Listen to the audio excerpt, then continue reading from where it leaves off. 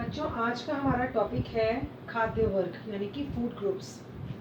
अब पिछली क्लास में हमने पढ़ा था कि संतुलित भोजन बनाना इसलिए ज़रूरी है क्योंकि हमारी हेल्थ को अच्छा करता है, क्योंकि और हमारी बॉडी में इम्यूनिटी पैदा करता है यानी कि रोगों से लड़ने की शक्ति।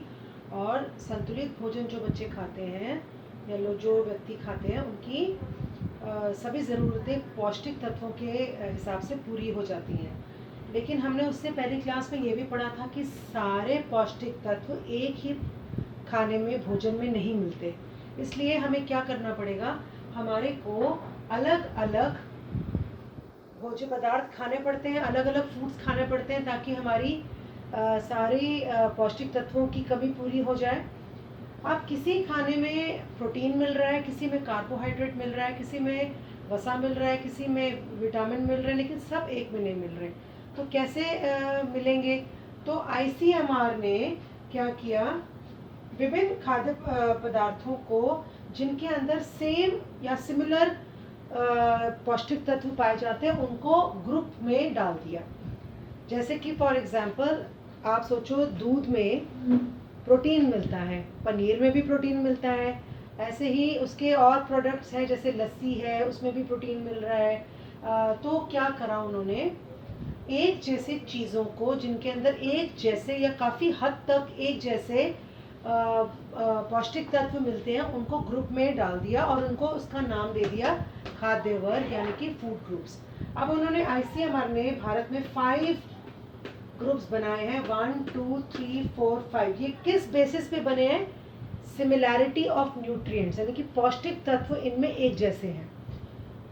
अब ये पिरामिड बनाया है, इसको कहते हैं फूड पिरामिड, जिसके अंदर सबसे नीचे सबसे चौड़ा है, यानी कि इसको आप अपने ये ऐसे समझ लो कि जो जितना बड़ा है उतना ज़्यादा आपको खाना है और जो जितना छोटा है उतना कम आपको अपने डाइट में उन चीज़ों को इंक्लूड करना है।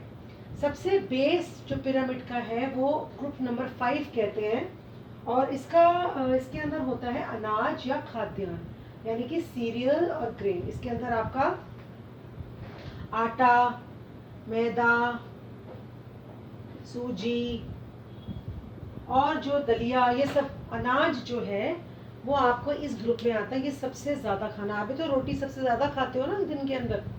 फिर हम दूसरे ग्रुप पे आते हैं, फल और सब्जी के ग्रुप पे। चौथे नंबर पे हमें ये खाना है जिसमें आपके सारी तरह के फल जो आ जाते हैं, जैसे कि पीले फल, लाल फल और सब्जियां, सब तरह की जो है उनके अंदर आपको मिलता क्या है ज़्यादा? विटामिन और खनिज। फल से हमेशा आपको विटामिन्स और मिनरल्स मिलते हैं। थर्ड ग्रुप आपके पल्सेस और लेग्यूम्स का, यानी कि दालें और फलियां। इसमें आपकी बीन्स आ जाती हैं, सोयाबीन आ गया, राजमा आ गया, दालें सारी आ गई आपकी इसके अंदर। इसमें ये बेसिकली एक्चुअली प्रोटीन ग्रुप है, इसमें प्रोटीन भी है, कैल्शियम भी है। अगला, अब देखो इसमें पल्सेस और लेग्यूम्स आ गए, इसके अंदर दूध और मांस के प्रोडक्ट, मतलब वेजिटेरियन प्रोडक्ट्स में दूध आ गया और मांस आपका आ गया। नॉनवेज में सारे मिल्क, अंडे आ गए, मीट आ गया, चिकन आ गया, पोल्ट्री आ गई, चिकन एंड पोल्ट्री मीन्स दूध के प्रोडक्ट्स आ गए, पनीर आ गया, लस्सी आ गया, सारा इसके अंदर आ गया। प्रोटीन ग्रुप नंबर 2 आप देख रहे हो, ये छोटा होता जा रहा है।